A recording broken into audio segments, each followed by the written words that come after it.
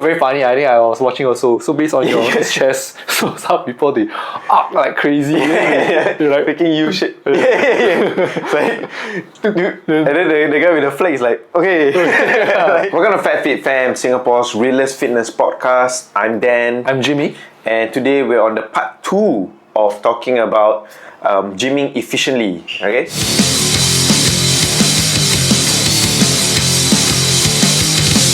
Shall we get back to the slides? Let's get back to the slides. Yeah, so a big recap is how I've been doing this routine for the past 3 months, and I've seen a bit of results. Yeah. So recently I've been gaining inspiration from functional fitness studios like Revel, F45. I've been looking at their workouts and I gain inspiration from their routine. So their short 1 hour, 45 minute, 1 hour routine. So I think in the previous episode we talked about supersets. So my first round or first series is a superset. So it consists of the main compound lift, antagonist lift. So antagonist lift is the exercise that targets the opposing muscle. An isolated exercise like your curls or tricep pull downs. And then your core exercise. Then about 30 to 45 minutes rest. And then I will repeat the next round. Okay. So if you look at the text on the right, in how to increase the weight. So after each round, I will actually increase the weight and lower the reps respectively. If I do not increase the weight, I'll do the same number of reps. And then also for the last round of each series, I go as hard as I can. So as many reps as possible to push out progressive overload on the last round. So empty the tank lah. I call it empty the tank. So each series I will empty the tank in the last round. So just to max it out, gain the progressive overload. So that's each of the series. Oh, don't forget the warm up. I forget to add 4 minutes warm up. Very important. You need to have a warm up. Get the right side, guys. I forget to add the warm up. So before the whole routine, you got to warm up because you need to get up your muscle. Because before your muscle works, there's no water, there's no blood. So it doesn't pump as well and you more likely get injured. Correct, So you got to warm up your joints, do the very simple lower weight bench, for example, lower weight squat. Or use your bench to stretch. I use the bench stretch. Then just warm up a bit. So this part is quite important, like Jimmy said, because if not the muscles are cold, if I were to just simplify it, right, it is really like if you have something cold and then you straight away try to snap it, right, you will break. So try to warm it up, bring some blood into your body and actually remind your muscle that, you're about to do something very strenuous. Rather than suddenly put them to that strain. And I also will mention about the weight to choose also. So you don't start off immediately at 100%, You got to start off 60%, then you go all the way up. Okay, let's go. That's the first round. And next round is more series 2. It's more on compound lift. So for example, if my main compound lift was my bench, I would like to do something different, either incline bench.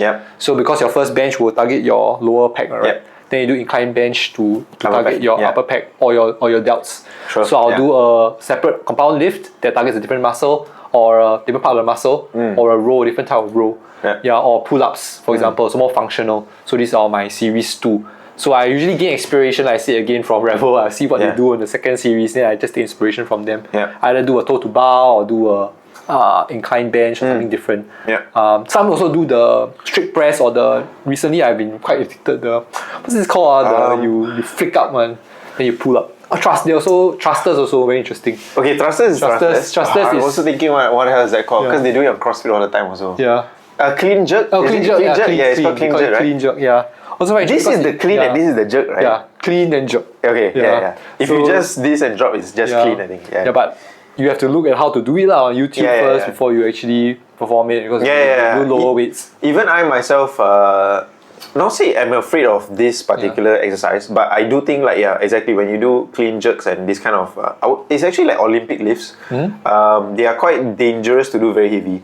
So either have a spotter, someone with you, or coach or trainer, or if you want to do it like because I used to have a Revel subscription. Then I've been doing this in the gym itself. But recently I think just focus on your things you are used to, I guess. Sure, fair enough. Things you're used to. So my personal favorite is my main compound lift bench, and then the second one will be your incline bench. Else can do a fly also. But okay, so I saw online I think you will see online also that flat bench, right, is not as good as incline bench. What do you think? Maybe not as efficient, but I like doing the normal bench, as a good benchmark. Okay, Yeah. I can kind of agree. Okay, for me, right, if you see those influencers, Americans usually, they will say like forget about flat bench, do incline bench all the time. So it makes your pec bigger and it looks better on a t-shirt. Correct. But for me, right, I feel I'm training for IBPT also. IBPT, right, you need the flat bench because you are doing flat push-ups. You're not doing incline push-ups. Okay. You get what I mean? So I always want to maintain that main core muscle anyway. Yeah. And then the incline one, I do find it important lah also. But you know, yeah. Yeah. So I've been watching a YouTube video. One guy, he said don't do it flat, do 15 degree, like a slight tilt. For it's better than push-ups for bench. Yeah. Okay. Yeah. As in A tilt, slight as tilt. in don't do flat lah. Do like maybe 15 degrees 15 or something. degrees. Yeah. Interesting. So not like that. Usually you do incline bench. Your incline bench is 45. Like 45 about there. Yeah. But he said skip this, skip that, just do this. Then more reps. Interesting. So, but I think since you're doing more reps anyway, just do both. So that's my personal opinion. I do both also. I do both also. But So, and obviously your flat. Okay, for me lah, my flat bench is way stronger than my incline. Yeah, definitely. Of course. Yeah. Okay, but sidetrack, right? I actually started only bar on my incline bench like last year. So it means I could only lift the heavy. Now, right, I'm doing like 20 a side already. And how I progressed so fast, right? Actually, the answer was creatine, no? Oh, really? Yeah. Before creatine, right, I realized I cannot progress on this. Then after I started taking creatine, right, I realized, actually I can push really. I don't know whether it's placebo or whatever. But I definitely recommend everyone, if you've not been on creatine and you'll be going to the gym, right, throw some creatine in, man. Like really, have your 5 Gs a day. It helps a lot. It really helps a lot. I see. Okay. I think, I don't know, also could be the creatine, it could be my gym routine. Because 3 months ago, I could only do maybe 17 per side. Yeah. Now I'm all the way up to 28 point something per side. Nice. So I'm pretty proud of myself. Yeah. I'm looking outwards and beyond. And we will also talk about how to choose the weight, right, in the next week. Yeah, so I'll talk about it. Yeah. Yeah. Okay. So something just interesting. Sorry. Come back there. Another sidetrack. Okay, when you hold the bar, right? Yeah. Do you know where to hold the grip? Okay. So does this matter or does it not matter? It matters. It matters. Does it matter to you? Yeah. Okay. It does matter. Okay. I sidetracked a bit. Okay. The other day I was at BFT because I was thinking of working at a BFT as a part-time trainer. So there's a BFT nearby. I went down to just observe, as we are getting our PT cert, right? Actually, another sidetrack also, right? I'm taking my PT cert earlier. Okay. Okay. So at BFT, I saw them do, and then one exercise was like a bench press or something like that. Then I realized, right, that not everybody knows where to grip, so they just grip anyhow. Okay. And because F45, not F45, F45 BFT is like you said, like you do and then you move and then you move and then you move. Yep. So some of them, right, they just grip anyhow and then they just do it. Yes, that's the problem about this circuit training in general. Yeah, and then if I want to help and adjust them, right, by the time they adjust, next exercise already. So I feel like sometimes you do kind of need some fundamental knowledge of some of these things, like where to grip, where to hold, how that helps or how it doesn't help. Even in fact your elbow not curvature, like how you turn your elbow in or out, matters. Yeah. So, shall we talk about it? So I think there are many different grips. So there's close grip, there's wide grip, and then normal. Yeah. So close grip trains more your triceps, right? Correct. And wide grip trains more on your pecs. Yeah. So I think it really depends. You can mix both of them together. Yeah. So something very interesting also in BFT and Revel, they do have different grips also. They tell you what grip to do. Maybe first 3 reps close grip, then next 7 reps do normal grip. Then there's also different variations. Right. We'll talk about it later. So usually, if you watch YouTube or Instagram, there's many tips on how to proper form on bench, right? So what you do is there's always 2 lines on your bar. Yep. So I put my pinky finger close to the line. Pinky finger very close to the line. Show it here. Okay. Yeah. And then I'm not on the Okay. Yeah. So pinky finger very close to the line. Yeah. Then I will try to I don't know what called break. They call it break the bar. Break the bar. You know what break the bar means? You try to twist in. Okay. Break the bar. So you should be eye level. Your bar should be eye level. Then you go down. Then I think what you say, right? Tuck your elbows. Tuck your elbows in. Yeah. So you should be eye level. Go down to your chest. Then go back to eye level. Correct. Okay. Go down eye level. Yeah. Chest. Nipple nipple. Yeah, I was gonna say Then go up so eye nipple, level. Eye level nipple. So it's like a diagonal like that. Correct. Like a curve. Yeah. Yeah. Then you break the bar. Then at the same time you must have your scapula. What I like to do is I like to roll my back first. So on the bench you roll your back, then lie down. Yes, correct. Yeah. Roll your back, lie down, up. Then your slight arc. Yeah. Legs behind your knee, slightly behind your knee. Yeah, slightly behind. Push and then push behind. Yeah. Then your butt also slightly touching the bench. Correct. Yeah. Yeah. So your bench, your butt actually is like almost floating at the end. Let me If that makes sense. Yeah. Yeah, that makes sense. That makes sense. Yeah. Let me put bench form. Yeah. Proper bench press form. So maybe you can explain why it's important. So they call it leg drive. For me, one is that one I completely agree with you. Leg drive is okay. Yeah. So leg drive. Your bench press, funnily, actually comes from your leg one. It doesn't come from your chest. It's the legs to your core and then to your arms. Correct. Yeah. Correct. So you push your legs, right, and then your butt is slightly floating. If you notice, your butt is slightly floating, but still touching the bench. Yeah. And then a lot of pressure. You are actually pushing your back towards the bench. So your back, you feel a lot of pressure at your back or your scapula. So you are pushing back. Yeah. Correct. Then as you push back, right, for some reason it translates to your arms and you go up. So sometimes I go down, I cannot come up, right, but halfway, right, you push. Yes. You push, then you say what? Yeah. I completely agree. That's okay. I'm not a heavy lifter, max only. No, but you're exactly right. I think that really helps. Right. Yeah. So if I were to go back to that grip photo, right? Let me zoom in here. So there's this line here that's on every. So for me also, yes, I was taught by my friend a long time ago, and it just stuck to me. And so far, all the trainers say is correct which is to put your pinky at this line here. Yeah, maybe if you are not at the line, but maybe slightly closer, maybe inch closer is good. So what I realized is good gyms all the bars have this line. So there's no excuse for you to say, this bar doesn't have a line. Else, a good gauge would be your shoulder length, then slightly, maybe 1 or 2 inches. Right. That will be good also. So how to play with this line, right? How to play with this line is that pinky is the base one. So if you want to be a bit wider, you put your index finger there. Yeah. So that's how you train the different parts And then if you want close grip, it's a lot closer, of course. So I usually just put my hands out like that, then that's close grip. Yeah. But for me, as a compound lift, I would say use the normal one, not the too wide or too short, unless you're competing But in my opinion, just the normal one where your pinky goes to the this ring line thing. Because I think I was watching a YouTube video. I forgot was it Greg Husset or whatever. So he was saying, right, if you want to because your pecs are technically bigger than your other muscles, right, the wider is slightly easier. Then also lower range of motion. Because like that, right, it's short. Further. So you have to do more range of motion. But like that, it's lower range of motion. It's somewhat easier if you are doing competitive. True. Yeah. So very funny. I think I was watching also. So based on your chest, so some people they up like crazy. They're like making U shape. Like, and then the guy with the flag is like, okay. So it really depends also. So yeah, I think very important for all these exercises is slow and controlled. Yes. So you see, right, 6 rounds in 18 minutes is very fast, right?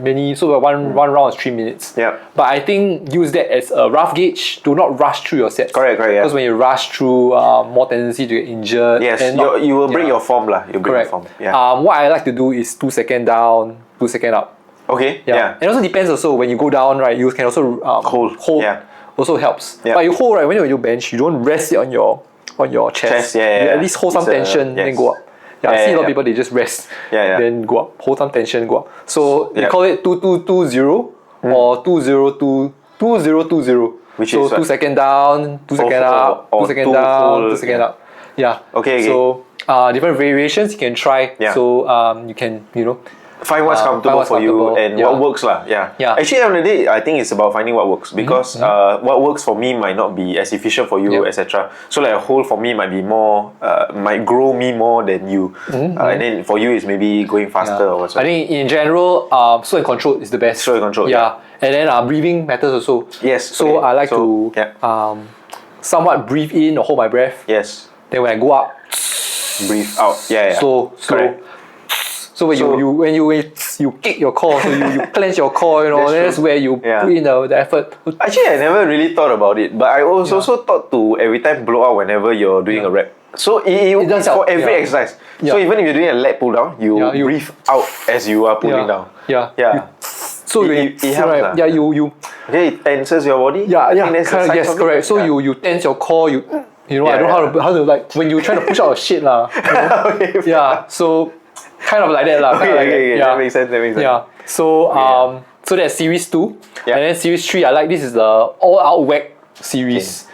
So as many reps as possible of biceps, delts, triceps. Oh, interesting. Why these 3 arm I exercises? feel like this. Or you personally? Yeah, for me are personally, working I more like on to upper body, right? Yeah, Okay. so I think in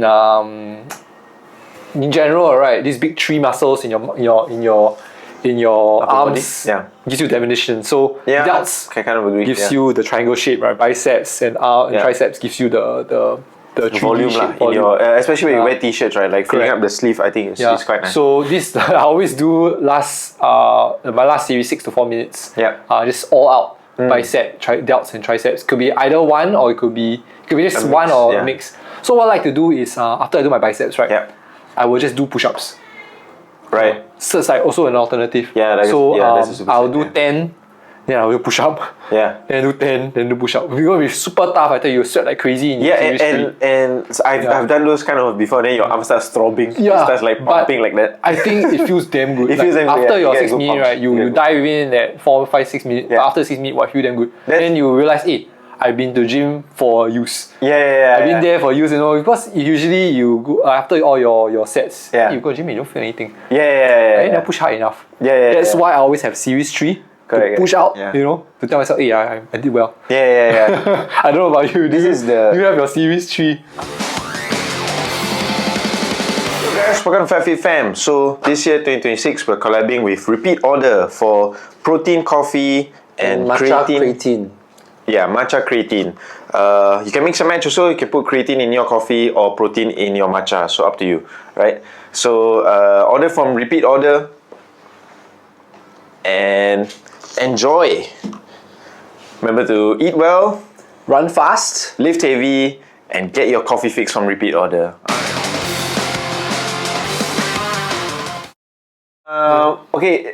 At the current moment, because at the current moment I'm quite focused on strength, not hypertrophy. But when I was closer to IUPT, if you remember, I was doing a lot of M-reps for push-ups just to make sure that I get that muscle. Don't do it like me, but the way I think it when I was training really hard, right, was that if it tears, it tears. That's how I tell myself. If my muscle tears, that's how much I want to hit the limit. I've seen a lot of horror I know, right? stories about tears. Yeah. But for me, it's really, I was like, if it tears, it tears. F it, just do it. I don't do it know like how me lah. you get a tear.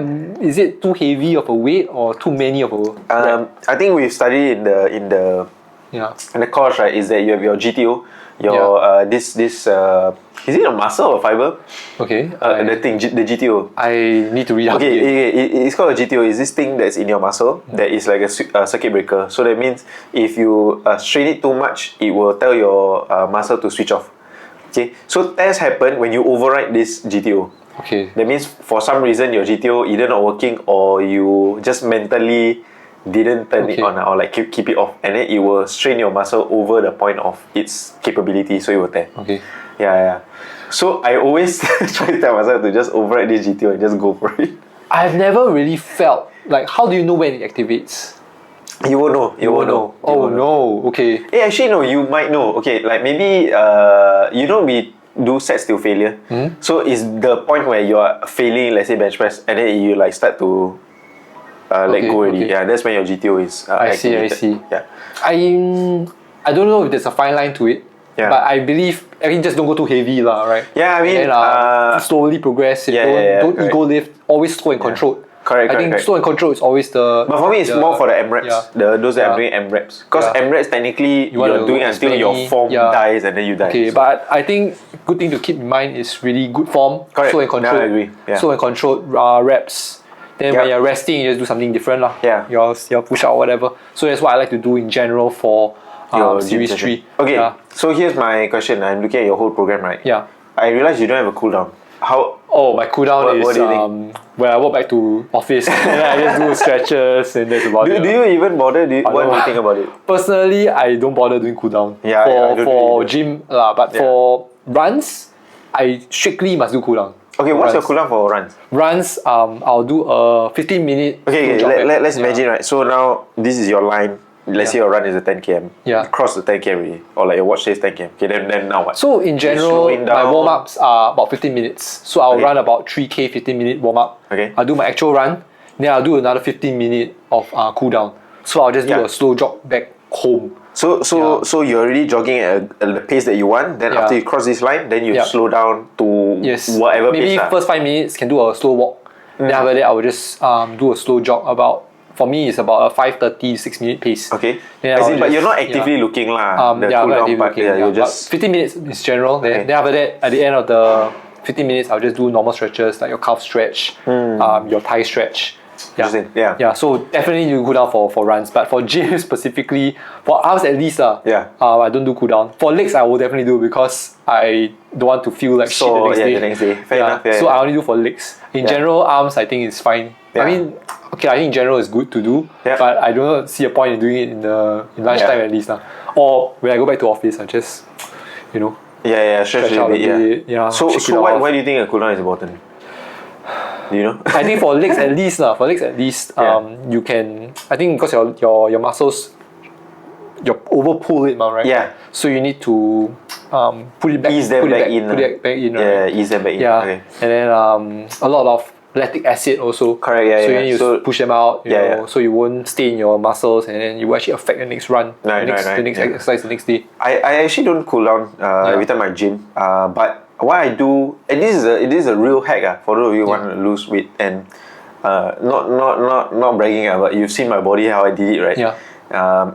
The secret was actually to walk 30 minutes at an incline after my gym session. Okay. So I gym for 45 minutes. My program is a bit different from gyms, but then after that I will always walk on the incline. So that's my cool down. It will let your blood reflow everywhere. You lose all your pump, by the way. Your blood that was in your biceps will just spread out and everything. But that's the one that was burning the fat away. And I think that is my cool down. But the only thing that I don't cool down is actually opposite from you. I don't do this walk after legs day. Yeah. Okay. Because from what I've searched is that once you've done legs day, right, you want to keep the blood there to recover it. I see. And not in a way spread it out. So when you walk, right, you're kind of like re-spreading it. Yeah. Whereas if you just do your chest or upper body, once you walk, the blood goes to your legs. So then it kind of spreads it out. Okay. Yeah. Anyway, so my point is, or rather our point is warm up very important, cool down not so important. Don't waste your time. You want to be efficient, don't cool down. Or if you can stretch it out and whatnot. I think for runs, minimally legs day and runs I will do. Yeah. Because it really affects. Yeah. Because I think a lot of pressure also on your knees. Correct. Yeah. Constant pounding on the road, right? I would say you definitely need to cool down your when you run. Yeah. Because heart rate is too high also. Usually I think for gym lift at least you have a rest time. Yeah, that's true. But for running legs day at least my heart is always pumping. Yeah. So I think it's always good to cool down when your heart is pumping damn hard. Yeah, we talked about it in the course actually. There's this thing where I'll just break it out a simpler form of how I understood it. When you gym, right, you said there's rest time in between. So your muscles have a chance to grow and contract and relax. But when you're running actually, like let's say 45 minutes straight. That means your whole body is working continuously without rest for 45 minutes, which is why a cool down, moving the lactic acid and whatnot is very, very important. Yeah. Okay. And also something to do with your EPOC and everything also. Yeah. Okay, but that one, the technicalities we talk in episode. So, so how heavy should I lift? Yeah. So I think mentioned just now, a good guide is to use percentages of your 1 rep max. Okay. So you can scale the weights and number of reps based on the guide. So you actually Google 1 rep max table. So it doesn't need to be a 1 rep max. You can actually do estimations of 1 rep max. So let's say you can do 3 reps of 80 kg. Yeah. So you can actually do a math. Yeah. And then from 80 kg is actually what? Maybe 95 kg. Yes. So from the 95 kg, you can then scale to your working reps. Reps. Which is your 6 reps or your 12 reps. Yeah. So in general, use your 1 rep max as a guide. So let's say your 1 rep max is 100 kg. For strength training, you can start off at 70 kg and then you slowly work upwards to 85. I think in general we shouldn't do 1 rep max all the time because it really strains your body very, very hard. So at max maybe 85 is a good gauge to go heaviest on your regular schedule, your regular workouts. So another thing I wanted to put up for also is that you can actually also Google, let's say you've never started before and you don't know what your 1 rep max is. Actually you can Google about your age range what the average should be. So this is something that I didn't do this, but actually through the course I kind of learned that you can find this out.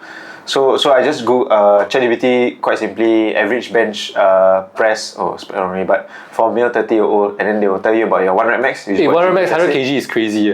And then the working reps. So you can see here again, we always advocate for not comparing yourself to others. It's more of you against you.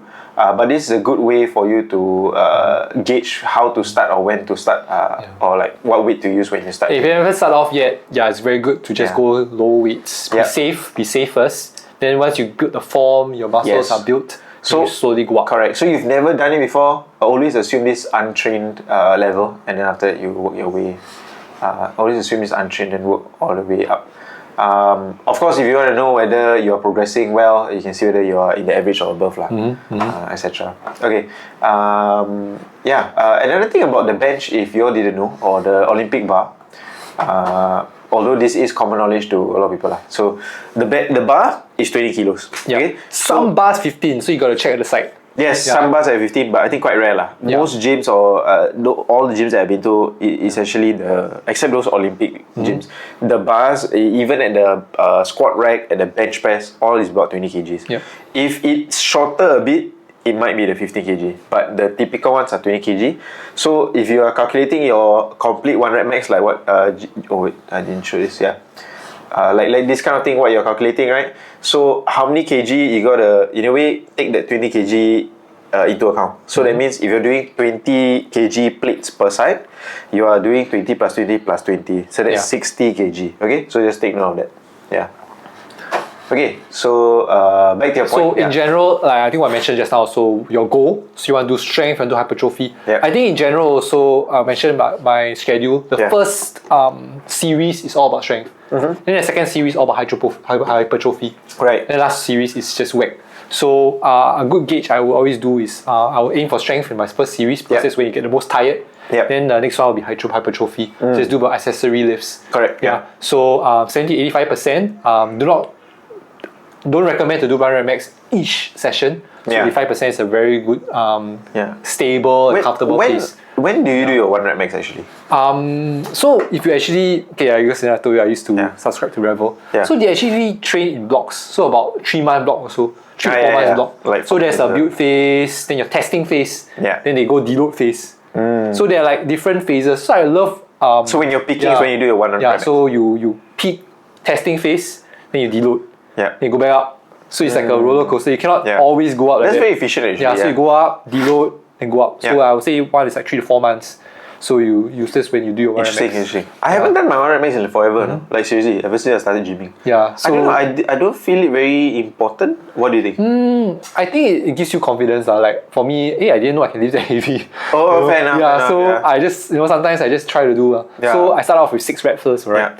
Then there's 6 rounds, so 6, then I go down 4, 5, 3, 2, 1. Then the last one I just go as heavy as possible. Right. So I still kind of ease it into my workout. Yes. So I don't have a single workout solely on 1 rep max. Right. But I just try to ease it into my regular training also. Right. So so I mentioned 6 reps. So I start with 70% 6 reps. Then next one will be 5 reps, 4 reps, 3 reps, 2 reps. So lower and higher for strength. Weight, Then for hypertrophy-ish, I'll go lower weights and then more reps. And it also helps with endurance also. So I agree. I just pump it out. Slow and controlled. So of course it varies with exercises. So if you do isolated, probably you can do more. Then if you do your compound weights, compound lifts, you do a bit less because you are working on more muscles. True. So it really depends. Very good gauge is just Google 1 rep max. 1 rep max of a certain exercise, squat, 1 rep max squat, 1 rep max bench, then you can actually see. Then use it as a gauge. Correct. So let's say you say 50% is 10 reps. Then you just do 10 reps. Exactly. So use that as a table, as a guide. And then for isolated exercises, I always like to say focus on mind-muscle connection. Oh, there I completely agree. Because you can, when you do bench, picture curls for example, you can look at it. Or you can use one arm also and then you feel. Make sure you engage. Then that's where you know which muscle you're putting in. Then slow and controlled. Always slow and controlled. Because if you do too fast, it might look good lah, like but the uncle. I mean uncle is worse. Uncle's like that. Or like that. But for you it's full range of motion. I forgot that full range of motion. I've seen that uncle. I mean, it's probably not the same uncle, but I've seen that uncle. Yeah. Just take the lightest weight possible then. Yeah. So I forgot to add one more point. Full range of motion. Oh yeah. Slow and controlled. So preacher curl you can put, okay, so what I like to do is lean on the wall and like what. So it stays. Oh, you lean on the wall. Interesting. I mean, it depends. If you have a bench, you can put on the bench. I do a decline. Okay, like I used to do, like you said, like the bench, and then you tuck your there's a preacher curls, was it? Yeah, some gyms like my gym doesn't have a preacher curl bench, but some active SG have. So preacher curls are the one where there's this like slate, and then you can put your elbow on it, and then you pull the. Do you use the easy bar? The like that one, definitely, because it helps with the ergonomics of. Correct, either putting outwards or inwards. Yeah. Actually, okay, I'm gonna sidetrack again because I'll be gymming also. So there's a difference. Let me face the camera. There's a difference pulling the bicep this way and this way. There are different heads. Correct, different heads of your bicep. So if you pull it this way, the inside, so when you do this, it looks bigger. But when you pull this way, when you do this, it looks bigger. So it really depends what kind of. Oh, look at that, Jimmy. Wow, my one's quite big. Yeah, I was getting bigger. So it really depends. Okay. Like I used to actually do both. Yeah. When I did bicep exercises, I would do curls this way, and then I would do curls this way as two separate exercises. Okay. But now I'm a bit more, like I say, I'm less about aesthetics now. I'm more about strength. So what I do now is a incline bicep curl. So it's just 45 degree. Okay. And then it's hanging flat, and then you just pull. Yeah, but there's no support at your elbow. So this one, like you said, this one really need a lot of mind muscle connection. That means like you need to. Okay, so let me try go sideways on the camera. So if you want to cheat, you do this. You swing your. You can swing a bit. You swing your hand forward and then you lift. So this is cheating, right? So you need to tell yourself, don't cheat. Lock your elbow in place and just do this. Because it minuses the range of motion. Correct. So what I like to do is I just lean on the wall. Or like what preacher curls also can lean on the wall, anchor your elbow onto the wall, and go up. So you know that you always have full range of motion. And you're not cheating because your elbow has to touch. But it depends also. Like if your elbow leaves, right, then it means you're cheating. But I think sometimes cheating is okay. I sometimes cheat at the like very last 2 reps maybe. Just get because I think my mind. I cannot make it. I think my mind is like I need to end off on a whole number like a 10. You know, if I end off at 8, right, like shit, what's the last 2? You know? But we have to wait 2 damn shack to do. Then you just like 1, 2, 10. Because you cannot end on 7, cannot 8. But that's kind of like a good thing because you are doing it to failure. Because once either your form breaks or your speed breaks, you are actually at failure. So that's one thing for you to think about when you're doing this. So that's about it. Full range of motion, slow and controlled. For all your exercises, so that you minimize the injury. And also full efficiency. And also you should feel effing tired after each workout. So I kind of agree. I don't know why, but whenever I go to the gym these days and do this workout, right, my entire shirt is sweat. Then I see all the other people, right? They're just using their phone. Okay, wait. I have this thing that I want to address. Sweat doesn't equal. Sweat doesn't equal workout. Okay, so those of you, not say don't listen to Jimmy, but if your sweat really does not equate to the amount of work that you've done, you can actually don't sweat and done a lot of work. But it's a good indication. I think it depends also. For me, I sweat a lot more when I have lesser rest. Which is, I guess, a good indication also. A good thing, so a very interesting thing is I just came back from Bali. And then the Bali gyms, I went to Canggu. The Bali gyms right now, the very expensive ones, like $30 per day. Aircon. Shook. But I like to save money. I go to this 60K open gym, air, $6 gym, open air. And then all the weights are like rusty AF. And then it's so stuffy, you know, when I gym, my heart was beating so fast. I could hear my ears ringing. You know? So I think there was this thing, right? I was discussing with my girlfriend, like, does training in heat actually help anything? Is it better? You know, and because I sweat a lot, right? You know, people because realize they sweat a lot. They think that they're losing more weight or they're pushing harder. But I realized, right? I think you can ChatGPT this is you cannot push as hard. So I think hot training or like training in heat or training in aircon, is it different? So I think there was this article, I think we were discussing, then I also Google. Then I read, it's true because you cannot push as hard when gymming in the heat. Yeah. So I also agree in this part. Like I feel like when you gym, you have to be as comfortable as possible so that you can be at your optimal. But I mean, sometimes you have no choice, lah. You know what I mean?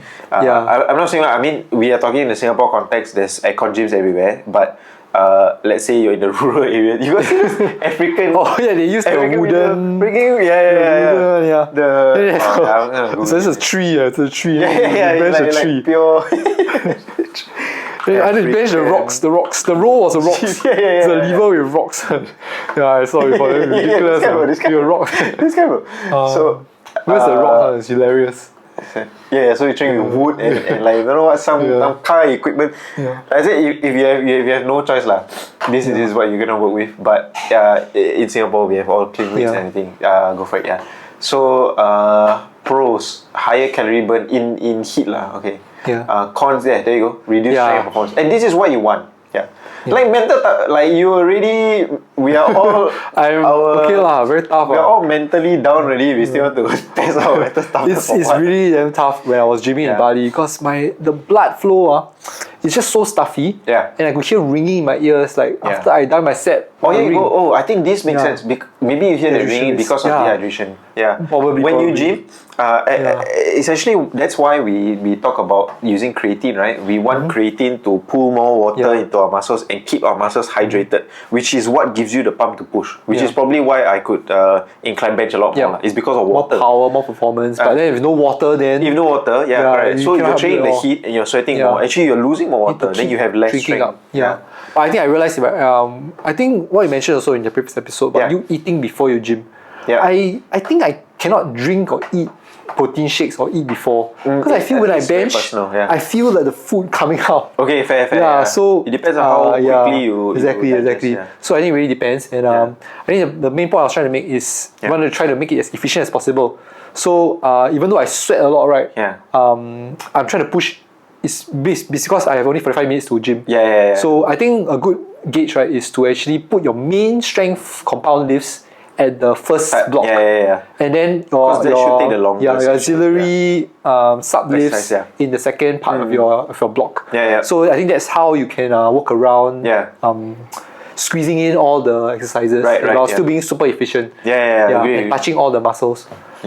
So what you mentioned, sweating doesn't equate to performance, but it's a good gauge and it feels good. I mean, for me, I feel all my muscles weak AF, I feel super tired. It makes me feel like I've actually put in effort into the gym. I think back to the point that we were saying earlier is about how you feel at your last rep. If you're really starting to break your form because you really cannot already, no matter whether you're sweating or not, right, that's a good indication that you're working to your maximum optimal level already. For me, it's crazy because I like also going during the lunchtime. Going during the lunchtime because you see my workout it's main compound lift followed by opposite muscle lift. So I have to run around the gym. I set up my bench, then I set up my kettlebell, then I set up my curl. I set one bench, then I just run around three. Everyone's just on their own position, listening to their headphones. I'm the only one. I'm really the only one just going around. Just going around and then just doing all the lifts. And then you see me the only one sweating everywhere because it's for obvious reasons. I'm running around the whole gym. But if it works for you, right? I mean, it worked for me for these 3 months. But I will tweak it a bit. I think sometimes it's always about trial and error, right? You can see what works for you. And maybe I want to do more functional pull-ups. Pull-ups is great, man. Weighted pull-ups also. Pull-ups is like, I actually stopped doing pull-ups. I used to do a lot of pull-ups. I realized it's super good. Like for core, for back stability, your biceps even, right? It's a full round, very good workout. But the only reason I kind of stopped it is because I want to grow my lats. So like you said, you either do weighted, but now I switch back to lat pull downs and I just it's more bang controlled, out I guess. The weights. I mean, if you've seen, don't flame me for this, but you see those bodybuilder can't do pull out one. They cannot do it, stuck because they're also too heavy or something. But then I think it depends also. Weighted pull ups is a thing. I think that is very good. And it also gives me confidence, I think as Singaporeans we go NS, pull up is standard. Like you have to do pull one of ups. the fundamentals. I think last time before lunch you have to everyone do 10 pull up, everyone do 20 pull up. So I don't think they have to fundamentals anymore, but I really think okay. In my opinion, if you can do like 10 strict pull ups, it's a very good indication that you're a fit person, right? If you do a muscle up. Of course. In fact, right, I went to Google it, right? You can do a muscle up, you're like top 1% in the world or something. Because not everyone can do a muscle up. And then, so it's really good indication of overall fitness. And also, good indication and form matters also. Lah. Correct, pull up is I mean, if you don't have equipment, pull up is super simple to do. Yeah, exactly. In fact, you can even buy you can see those videos. Because I tried to buy those videos, people pull and they fall down. You gotta buy the good one, you don't buy the Timu, It's quite funny. I see it's very ridiculous. And you can also progressive also. You can't even do a pull up. You can buy the rings, you can do incline. You can buy the elastic band, the resistance band. So at the BFT they have the resistance band. I have the resistance band actually to just put it in the middle and then put your legs through and you can also do to failure. So I start off with weighted. So if you don't have the belt, the belt and chain, you can just kiap the dumbbell. What I do is I use my feet and then I kiap the dumbbell and I go up. Then after you do maybe 10 reps, the next set you can do body weight. Then the next set you can do your resistance band. Then you slowly do to failure to the band. Okay, I don't think you should do it like this. You should kiap it with your leg. Kiap it with your leg. It looks like this. You put on one leg and then you put your one leg over the band so that it doesn't step back into your crotch. This is GIF. Let me see. I think it's a good one. So when I go overseas also, I also bring resistance band. I was try. Okay, it's a bit blur, but okay, you'll get the point. No, when I go overseas, I pack my band because I think it's the lightest thing to bring and you can do so many things with it. So the band like for me, I would do like pull opens, so it exercises your scapular back, and then you put the band at your back and then you do this and it trains your pecs. You can even do it lying down and then do this. You can get like a bench press. You can get a broomstick. And then this broomstick. And then you curls, can, super simple. You step on it and then you do curls. Your fly. And then for me, you can do flies. I step on it and I hold it at the back here also, and then I just push it up to train my triceps. So it's really for me. I will put it on things, table, right? I very scary, bro, because I scared the things will fall, right? So what I did, I just step on it and then I pull it out. Okay, makes sense. This makes more sense. This makes more sense because I think there was a clothes hanging. There's a hook. I just put a hook there. I always very worried of putting it in something. I rip it out. But that's something good to do also. Okay, but maybe we can talk about like working out while traveling. When traveling, you gym while you were in Bali. I actually don't gym. I like to find gyms, cheap gyms lah. I mean, since I'm there 45 minutes now. But you work out with your girlfriend, right? So it's kind of like a gym date thing. But usually I go alone. Sometimes if she wanna come, she'll come. But I will usually do it alone. I run or I will gym. And then but recently I'm planning to go in Japan. Then one gym not even that good, $30 to go in the gym. I'm so reluctant to go pay $30. Why? I think it's winter season, it's snowboard season. It's more packed, I guess. Not the town. I'm going to more rural. Not rural, but snowboard areas, snowboard cities. So I don't think they pride themselves in gymming. Fair enough. So it's like $30, 3,000 yen per day entry. Crazy. Right. So I think it could be good. Future episode on how to keep fit while overseas. And then this is your last slide, is it? Yeah, the last slide. Okay, great. I think we can wrap it up about here also. But So just to recap, you want to do a recap? I went through my gym schedule, how to mix in your main compound lifts. So I like to split up my workouts, main compound lifts, and then followed by your auxiliary lifts, and then your max all out series, so you feel really, really good into the gym. And all of these, if you do your math, it's only max 45 minutes. So in 45 minutes, I think you talk about your shower tip also. What shower tip? I can't recall. It was part of the agenda, but it's okay. 45 minutes, then you go for a shower, and you'll be done in about an hour 15. Yeah. We walk back hour 30. Buy your meal, and then what I like to do is eat on my desk. Yeah. And then continue the day. Yeah. So that's the light hack on how to gym within 45 minutes. All right. Yeah. So thanks, Jimmy. I think it's very useful. I don't know. Maybe I should also share how I do my lunch program. Another episode. But mine's a bit different, like I say. I think yours, honestly, is a bit more generalized, as in like everybody can follow yours, lah. Yeah. I think mine's a bit more too strenuous, a bit more on the gymmers side of things. You know what I mean? Yours a bit more. Probably 80% of people can follow this program. So great. Yeah. Anything else? I have nothing else from me.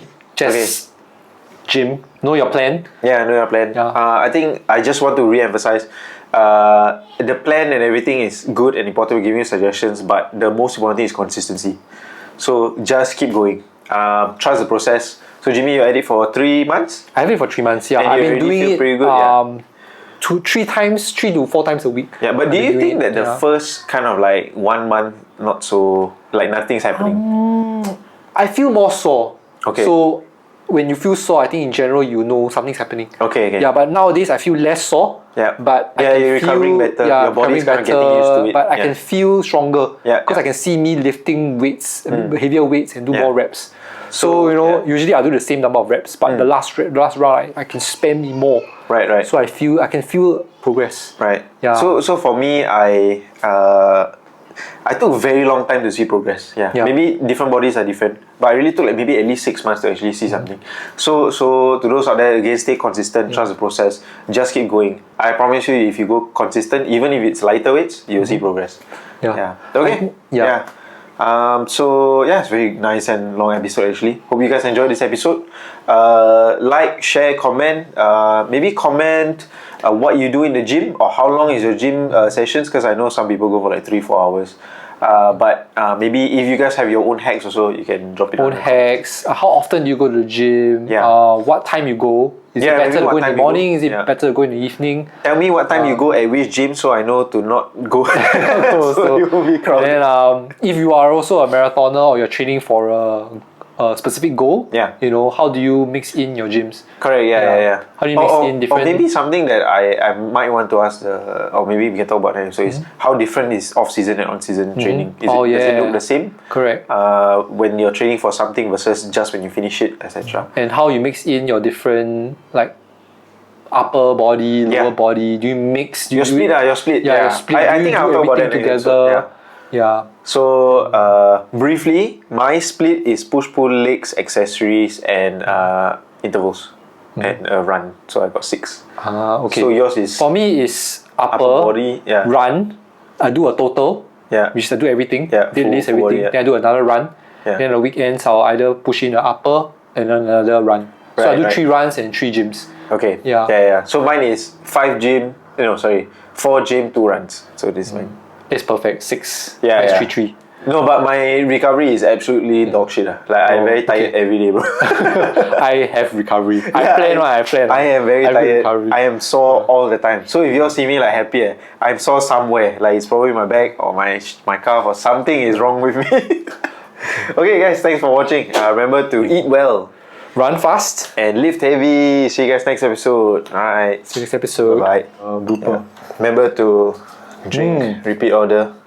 Support butterscotch. Yeah. Support local butterscotch. Alrighty. Bye bye.